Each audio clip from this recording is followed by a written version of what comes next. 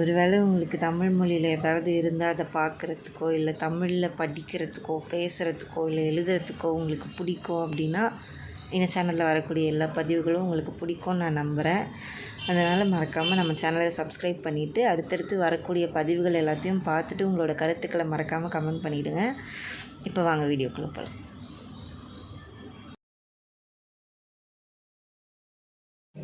சரி, இப்போ நம்ம பார்க்க போகிறது என்ன அப்படின்னு பார்த்தீங்கன்னா, சும்மா ஒரு ரேண்டமாக ஒரு அழகான பர்சனை வந்து நம்ம எந்த அளவுக்கு அட்மையர் பண்ணுவோம் அப்படின்னு. இது மேபி ரிப்பீட்டடாக வரும்னு நினைக்கிறேன். பட் வேறு மாதிரி எழுதியிருப்பேன் நான். பட் அதே கான்செப்டுக்கு சும்மா இப்போ எழுதியிருக்க ஒரு 4 லைன் என்ன அப்படின்றத பார்க்கலாம். அதே மாதிரி இங்கே எங்கேயாவது போடுறேன். நீ வெட்கப்பட்டால் வானம் கூட வேறு வண்ணம் மாறும். உன் வெள்ளை பற்கள் வெளிச்சம் வீச நிலவின் குளிரும் ஆறும். உன் கன்னக்குழியில் கோடி விண்மீன் கொட்டி தீர்க்கக்கூடும். உன் கூந்தல் துவட்டும் வாசம் வந்தால் மலர்ந்த பூவும் போதையில் மூடும். உன் பாதம் பட்டால் பாறை கூட பால் நிலாவாய் மாறும். உன் நகத்தின் நிழல் பட்டால் போதும் மணலில் சர்க்கரையாய் ஊறும். இப்போது சும்மா நமக்கு யாரையோ ஒருத்தவங்க பிடிக்குதுன்னு வச்சுக்கோங்க. அது ஒரு ஆக்டரோ ஆக்ட்ரஸோ இல்லை யாரோ, நீங்கள் உங்கள் மனசில் யார் நினச்சிருக்கீங்களோ அவங்கள வச்சுக்கோங்க. இப்போ அவங்க என்ன பண்ணாலுமே நமக்கு பிடிக்கும்ல. அவங்க பேசினாலும் பேசலைனாலும், அவங்க தூரம் தள்ளி நின்னாலும் இல்லை கிட்ட வந்தாலோ எதுவுமே நமக்கு பிடிக்கும்ல. ஸோ அப்படி எல்லாத்தையுமே அந்த பர்சன்கிட்ட நம்ம அட்மையர் பண்ணும்போது அவங்கள எவ்வளோலாம் நம்ம வந்து வர்ணிக்க முடியும் நம்ம மனசுக்குள்ளே அப்படின்றது தான் நான் எழுதியிருக்கேன். இப்போது நீ வெட்கப்பட்டால் வானம் கூட வேறு வண்ணம் மாறும் அப்படின்னா, வானத்துக்கு என்ன நிறைய கலர்ஸ் மாறும். லைக் ஒயிட்டு, ப்ளூ, அந்த சன்செட்டு ஆரஞ்சு, சம்டைம்ஸ் அந்த மிக்சட் கலர்ஸ்லலாம் இருக்கும். ஆனால் உன்னோட வெக்கத்தை பார்த்து இப்போ மேகம் என்ன கலரில் இருக்கும், வானம் என்ன கலரில் இருக்கும், கடலோட ரிஃப்ளெக்ஷன் தானே வானம். ஸோ ப்ளூ கலரில் இருக்கும். ஆனால் நீ வெக்கப்படுறதுனால உன்னோட ரிஃப்ளெக்ஷன்னால் அந்த வானம் கலர் மாறிடும். நீ வெக்கப்பட்டால் வானம் கூட வேறு வண்ணம் மாறும்.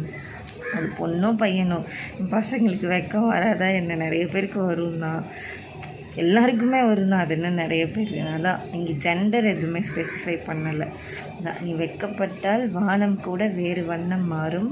உன் வெள்ளை பற்கள் வெளிச்சம் வீச நிலவின் குளிரும் மாறும். இப்போ நிலாவோட குளிர் வந்து நான் அந்த சில்னஸ் அதை சொல்கிறேன். இப்போ வெளிச்சம்னு வரும்போது இப்போ அந்த லைட் சோர்ஸ் என்ன, ஃபயர், ஓகேவா? ஸோ அந்த மாதிரி அந்த வெளிச்சம்ன்றது வந்து ஒரு வார்ம்த்தை கொடுக்குறது. உன்னோட அந்த பற்கள்லேருந்து வர்ற அந்த வெளிச்சமே அந்த நிலாவோட சில்னஸை கூட கண்ட்ரோல் பண்ணுற அந்த பவர் இருக்குது. அப்படி உன் வெள்ளை பற்கள் வெளிச்சம் வீச நிலவின் குளிரும் மாறும். இப்போ ஃபயருன்னு நான் இப்போ எதுக்கு மென்ஷன் பண்ணேன்னு இப்போ மண்டியில் ஓட மாட்டேங்குது தெரியல. சரி, அப்போ சொன்னது அதுதான். உன் வெள்ளை பற்கள் வெளிச்சம் வீச நிலவின் குளிரும் ஆறும்ன்றது உன் பற்கள்லேருந்து வரக்கூடிய அந்த வெண்மை தன்மையோட அந்த பளிச்சுன்னு இருக்கிறதோட அந்த லைட்டோட வார்ம்த்து அந்த நிலாவோட சில்னஸை கூட வந்து கட்டுப்படுத்தக்கூடியது அப்படின்னு. உன் கன்னக்குழியில் கோடி விண்மீன் கொட்டி தீர்க்கக்கூடும். நிறைய பேருக்கு கன்னத்தில் குழி இருக்கும்ல. நான் அந்த மாதிரி நிறைய பேர் ஆனால் என் லைஃப்பில் க்ராஸ் பண்ணி வரல. நான் ரொம்ப கம்மி பேர் தான் பார்த்துருக்கேன். அது என்னோட ரொம்ப நெருங்கிய நண்பர் வட்டாரம் கிடையாது. யாரோ ரேண்டமாக பார்த்து ஒரு ஆளுக்கு கன்னக்குழி இருப்பார். ஆனால் கன்னத்தில் குழி இருக்கவங்க வந்து அது அழகாக இருக்கும். ஒரு மாதிரி 2 பக்கமும் நல்லா டீப்பாக குழி விழும்போது. அதான் உன் கன்னக்குழியில் கோடி விண்மீன் கொட்டி தீர்க்கக்கூடும். அந்தளவுக்கு குழியாக இருக்கும் கண்ணும். உன் கூந்தல் துவட்டும் வாசம் வந்தால் மலர்ந்த பூவும் போதையில் மூடும். இது மேபி பொண்ணுக்குன்னு நினச்சிக்கிட்டீங்க அப்படின்னா, இது நான் முன்னாடியே சொன்ன மாதிரி ஜெண்டர் ஸ்பெசிஃபிக் கிடையாது. ஏன்னா பசங்களும் கண்டிப்பாக தலை தடைக்க தான் போகிறாங்க. அதனால் உன் கூந்தல் துவட்டும் வாசம் வந்தால் மலர்ந்த பூவும் போதையில் மூடும். எந்த அளவுக்கு அது ஃப்ராக்ரன்ஸாக இருக்குன்னாச்சா, என்கிட்டேருந்து வர்றதெல்லாம் ஒரு ஸ்மெல்லாக இந்த ஸ்மெல்லை கம்பேர் பண்ணும்போது அப்படின்னு சொல்லிட்டு பூவுக்கே ஒரு மாதிரி அந்த மயக்கத்தில் மூடிடும் அப்படி சொல்லி. அதான், உன் பாதம் பட்டால் பாறை கூட பால் நிலாவாய் மாறும். பாறைன்றது தெரியும்ல, கல், பெரிய கல், அது கூட பால் நிலாவாக மாறும். என்னது, உன் பாதம் பட்டால், உன் நகத்தின் நிழல் பட்டால் போதும் மணலில் சர்க்கரையாய் ஊறும்.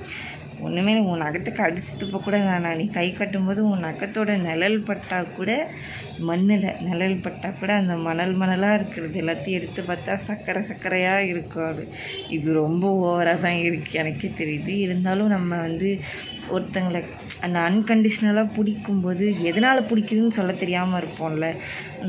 இப்போ என்னோடய ஃப்ரெண்டு இதை எனக்கு எப்போ நான் ஸ்கூல் படிக்கும்போது என்னை கேட்டாள், எதனால் உனக்கு எனக்கு பிடிக்கும் அப்படின்ட்டு. எனக்கு அதுக்கு பதில் சொல்லவே தெரில. ஏன்னா எனக்கு விஷயமே இல்லை, எப்படி சொல்கிறது, இதுக்காக தான் எனக்கு உன்னை பிடிக்கும் அப்படின்னு எனக்கு சொல்கிறதுக்கு அப்போ எதுவுமே இல்லை. நான் ரொம்ப நேரமாக திணறிட்டு இருந்தேன். அப்போ தான் அவள் சொன்னால், அவங்க அப்பா சொன்னாங்களாம், இந்த மாதிரி ஒருத்தங்களை நமக்கு ஏதாவது விஷயத்துக்காக தான் பிடிக்குது அப்படின்னா அப்போ அவங்க ஏதோ எதிர்பார்த்து தான் நம்ம கூட இருக்காங்க, அந்த ஒரு ஜென்யூனிட்டி பெருசாக அந்த 100% இருக்காதோ அப்படின்ட்டு. இப்போ இதே எதுக்கு நான் சொல்கிறேன்,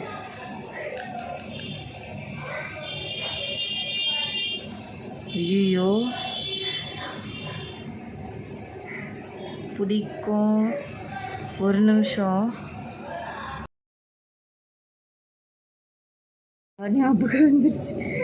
ரொம்ப யோசிக்க ஆரம்பிச்சிட்டேன், எதுக்கு திடீர்னு டாபிக் டைவர்ட் பண்ணிட்டு அந்த பக்கம் போனேன்றதே மறந்துட்டேன். இப்போ என்னென்னா, நமக்கு ஒருத்தங்களை இதுக்காக தான் பிடிக்குது அப்படின்ட்டு இல்லாமல் சும்மா அவங்கள பார்த்தாலே போதும். இப்போ நம்ம ஸ்கூல் காலேஜஸ்லேயே சில சீனியரை நமக்கு ரொம்ப பிடிக்கும்.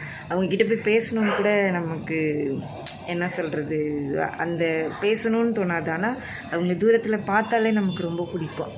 அவங்க அந்த மற்ற எல்லாருக்கிட்டையும் பேசுகிறதா இருக்கட்டும், அவங்களோட அந்த மேனரிசமாக இருக்கட்டும், அதெல்லாம் அந்த மாதிரி அன்இன்டென்ஷனலாக பிடிக்கும்ல. ஸோ அந்த மாதிரி அப்படி பிடிக்கிற ஒருத்தங்களுக்காக நம்ம அவங்கள எந்த அளவுக்கு மனசில் ரொம்ப பிடிச்சி கற்பனை பண்ணுவோம் அப்படின்றது தான் நான் இவ்வளோ நேரம் எக்ஸ்பிளைன் பண்ணி ஏதோ டாப்பிக்கில் டைவர்ட் ஆகி நானே கொஞ்சம் நேரம் ஜோன் அவுட் ஆகி யோசிச்சுட்டு இருந்தேன். அவ்வளோதான் விஷயம். சரி, இப்போ இதை பற்றின உங்களுக்கு ஏதாவது கருத்துக்கள் இருந்ததுன்னா மறக்காமல் சொல்லுங்கள். எனக்கு தெரிஞ்சு இது அநியாய லென்த்து வீடியோவாக இருக்குன்னு நினைக்கிறேன். பார்ப்போம்.